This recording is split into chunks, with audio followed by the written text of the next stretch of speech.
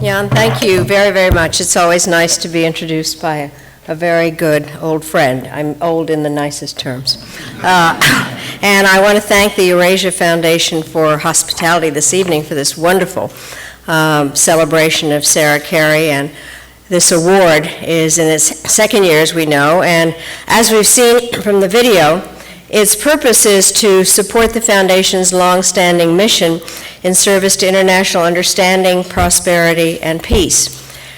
The recipients in 2013 are two former U.S. Senators, Sam Nunn and our wonderful guest this evening, my very dear friend, Senator Lugar, whom we all admire for his creativity as a legislator, his commitment to public service, and his civility as a human being. Senator Lugar was also dedicated to his job, which I learned years ago during my confirmation hearing as Secretary of State.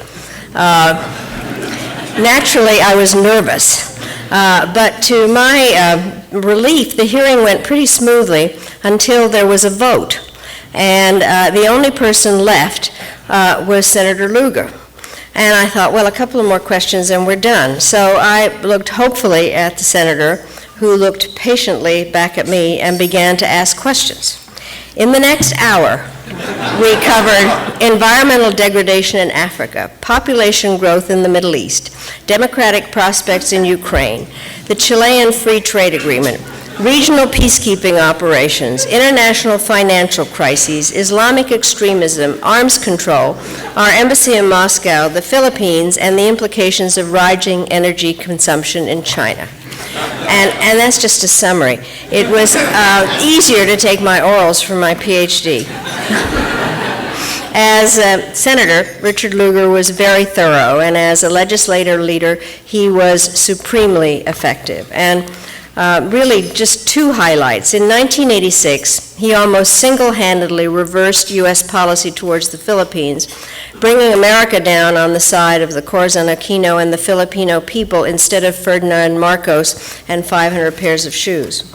Half a dozen years later, in the wake of the Cold War, his legislation, as we've just heard, to safeguard nuclear materials in the former Soviet Union stopped a potential nightmare from becoming a reality. And the bottom line is the world is safer and freedom is more widespread because of the determined effort of this very wise man and his judgment. So tonight, the Eurasia Foundation is proud to present the Sarah Carey Award to a fighter for liberty, a solver of hard problems, and a doer on behalf of world peace. So please join me in honoring Indiana's favorite son and my favorite senator, Senator Richard Lugar.